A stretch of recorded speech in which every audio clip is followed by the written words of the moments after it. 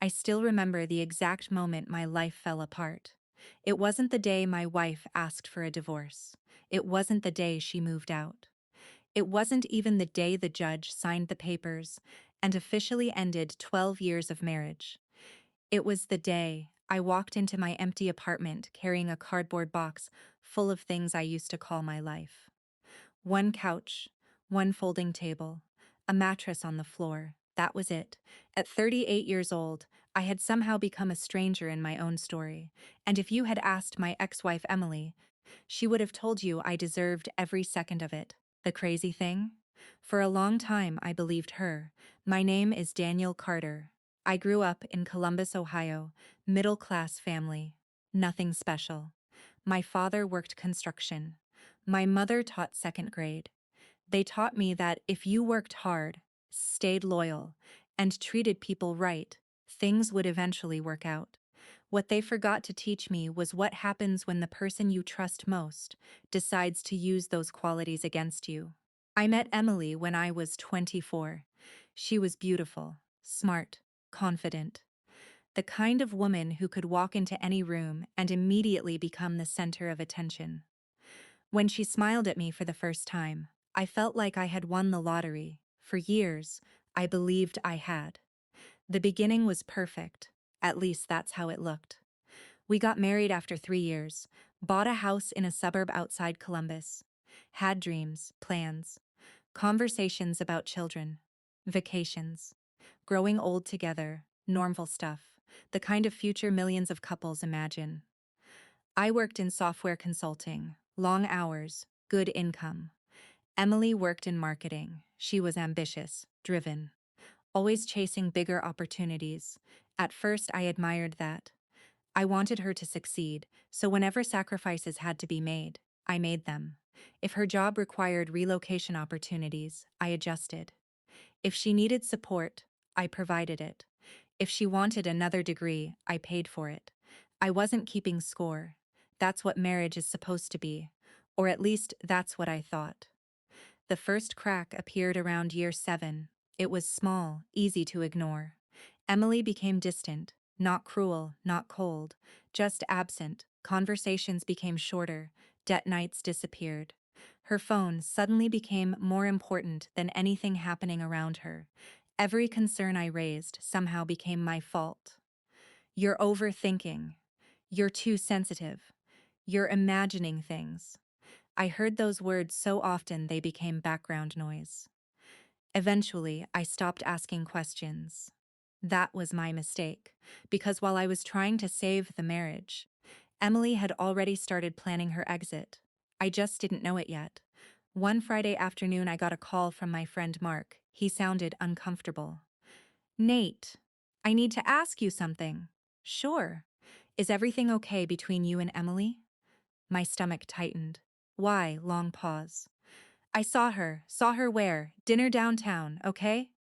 She wasn't alone. The room suddenly felt smaller. What do you mean? Another pause. Then he said the sentence that changed everything. She looked like she was on a date. I wish I could tell you I handled that information calmly. I didn't. I confronted her that night. She laughed, actually laughed. You're spying on me now? I'm asking a question. It was a business meeting. At 9 o'clock at night? Welcome to the real world, Daniel. That conversation ended with me apologizing. Me, the guy whose wife had been caught acting suspicious. Looking back now, I realize how effectively she manipulated me. Every concern became evidence of my insecurity. Every question became proof I was controlling. Every instinct I had was slowly dismantled, until I stopped trusting myself. 3 months later, she asked for the divorce. Just like that. No counseling, no discussion, no attempt to fix anything. She sat across from me at the kitchen table and said she wasn't happy anymore. As if 12 years could be erased with a single sentence. I remember staring at her, waiting for emotion. Regret, sadness, anything. There was nothing. Only calculation. The divorce process became a nightmare. Emily hired an aggressive attorney. A very expensive one. the kind of lawyer who treats human beings like financial transactions. Suddenly, everything became a battle. The house, the savings, retirement accounts, investments, furniture, even family heirlooms. Things I never imagined arguing over. Emily wanted everything, and somehow she got most of it. The judge followed the law, nothing illegal happened, but by the end, I felt gutted, financially, emotionally, spiritually. Friends disappeared, mutual acquaintances picked sides. Some people believed whatever story Emily told. Apparently, I had become the selfish husband who neglected his wife. Funny how quickly narratives form when only one person controls the conversation. A year passed. Then another. I focused on rebuilding, no dating, no revenge plans, no obsession, just work, therapy, exercise, healing. Slowly life improved. I launched my own software security company. Small at first, then bigger, then much bigger. The timing was perfect. Several corporations needed cybersecurity solutions. Contracts started arriving, revenue exploded. For the first time in years, I felt excited about the future, not because of money, because I had finally proven something to myself. I could survive. I could rebuild. I could become someone stronger than the man who walked into that empty apartment. Then, one morning, everything changed again. An email arrived. At first glance, it looked ordinary subject line. Confidential documents reaching Emily Carter. I almost deleted it. Instead, curiosity won. I opened the message. The sender was anonymous. No signature, no explanation, just several attachments. And one sentence. You deserve to know the truth. My heart started pounding. I downloaded the files. The first document was a series of emails. The second was a financial report. The third was a timeline.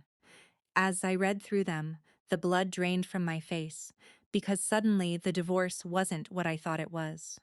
Not even close.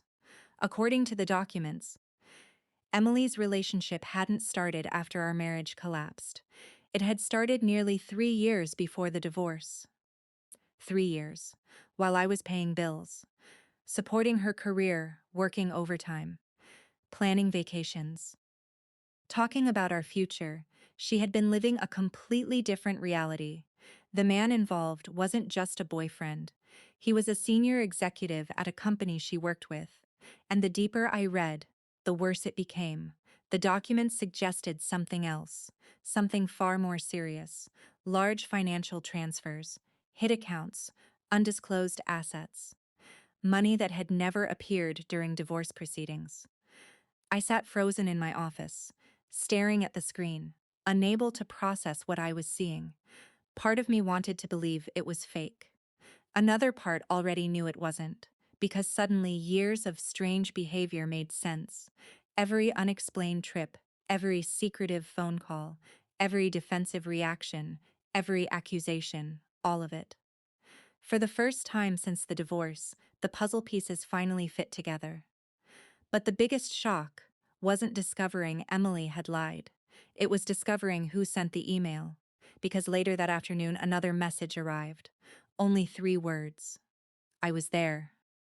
Then a name, Michael Reynolds, the same man Emily left me for. And that was the moment I realized my ex-wife had no idea. The life she carefully built on lies was about to collapse beneath her feet. She took everything in the divorce, the house, the savings, the future we built together, but she never imagined one day the very person she chose over me would become the reason the truth finally came out. And when that truth surfaced, it changed her life forever.